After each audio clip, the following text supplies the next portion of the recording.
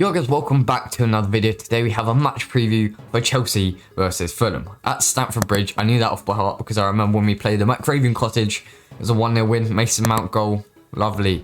But it probably could and should have been more than one. Probably because of Werner. But we move straight into injuries and suspensions with Fulham. Ruben Loftus will be ineligible to play against his parent club Chelsea, so he's not been getting into the first team too much recently, but he's still a decent player and he's very talented, so he won't be able to play for Fulham, which would be I'd take that personally. I'd definitely say that he's a good player with their captain Tom Kearney, and also there was another player, Marek Rodak and Terence Congola, are all long-term absentees and will miss out once again. As for Chelsea, Matteo Kovacic was likely to play in this fixture yesterday in training, or before training, but in training he picked up another little injury and he felt something in his leg or his hamstring again, ruling him out for this game and also for the Champions League game against Real Madrid. And also Antonio Rudiger will be missing out this game as he got injured in the Real Madrid game in the first leg, so he will be missing out this game too, with it looking likely that Zuma or Christensen will shift over and Aspi back into the middle, or yeah, well, we'll get into my lineups soon. Fulham come off the back of a draw. I'm not sure who they drew to, but their last game was a draw. But all 4 games before that were all losses. They've not won a game. They've got 4 out of 5 losses in their last 5 games. 4 losses, no wins, 1 draw. It's not good stuff, and it is looking more than likely that they will be relegated from the Premier League. I do rate Scott Parker a lot. I think he's a very good manager. I think they really stepped up halfway through the season. If they kept up that form from the start, they didn't have a great start, but they didn't have many defenders, and also recently they've dropped off as well. But if they kept that form in the middle, then I think they could have easily been like 12th or 13th. But hopefully they'll come back up next year and have a good go once again. But like I said, they're not fully relegated, but it's looking more than likely. Chelsea's last 5 games, their last game was a draw, a 1-1 draw against Real Madrid. Before that, a 1-0 win against West Ham United. Before that, a 0-0 draw against Brighton. Before that, this is going quite far back, I think it was 4-1 win against Crystal Palace. It was at 3-1. And then before that, it was the West Brom defeat, but we don't talk about it anymore. Oh no, it was Man City. We beat Man City as well. Anyway, we moved into our formation. Against Real Madrid, we played an almost 3-5-2 with Mason Mount dropping into a number 6 or a 6 or an 8 role when out of position. But when back in possession, he went back to either 8 or a number 10 like he does normally. But I think for Fulham, he'll probably slot back into, maybe be given a rest. Actually, he's played a lot of games in a row.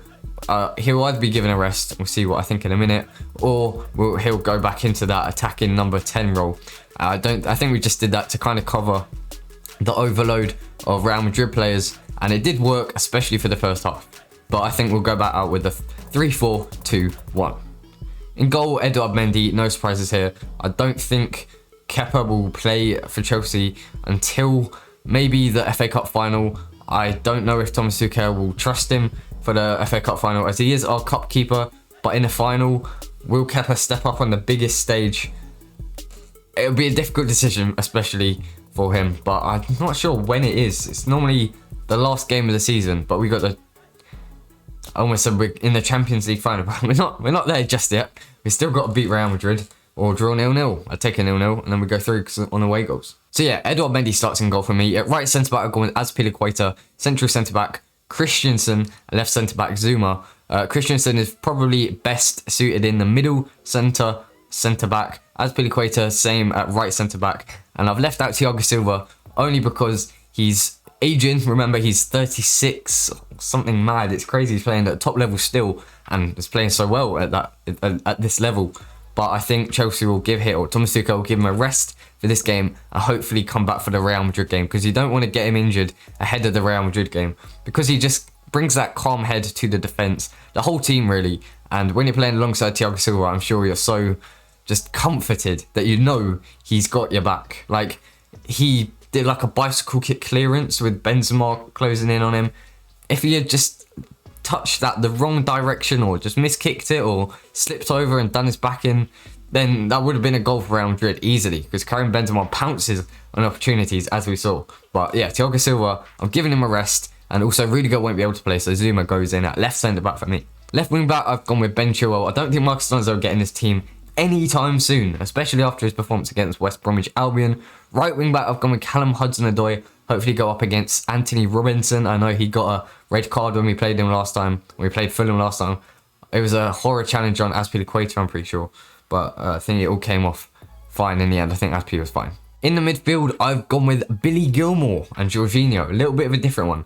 I'm going to give N'Golo Kante a rest if I was Thomas Tuchel. Gilmour hasn't seen much football under Thomas Tuchel, which is a bit disappointing, but I think it was kind of inevitable. I don't think Thomas Tuchel really trusts him to be the physical midfielder that we need in the Premier League, especially.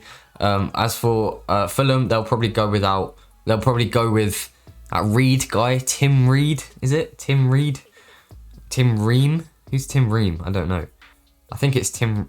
The Reed guy. He's pretty little as well, and hopefully Billy Gilmour can match up against him with Jorginho as well, giving the passing option, and we can control the game from the midfield, which is exactly what we're gonna want to do. Keep the ball in their half and make sure they don't get the ball. Because if we keep the ball, they don't get the ball, they're not going to score. Now, for my two supporting attacking midfielders, I'm going with Hakim Ziyech and Timo Werner. I think Timo Werner could get a goal against Fulham, bring back his confidence.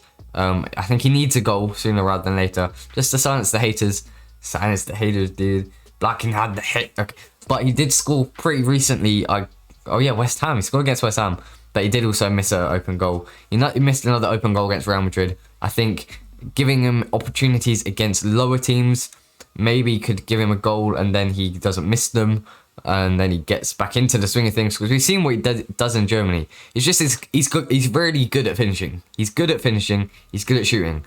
But it's his composure which needs work. He sort of overthinks things sometimes, like for the Fabianski chance, or the chance against West Ham. Fabianski was shutting off the front post, and he tried to just clip it so it went the far post. But all he needed to do was pelt it at the goal. He's right in front of it. He tried to overthink it and do too much. But if that was me, I would just pelt it at the goal. Fabianski ain't saving that. Not that I'd probably get in that position in the first place. But Timo, sort out your composure, not your shooting.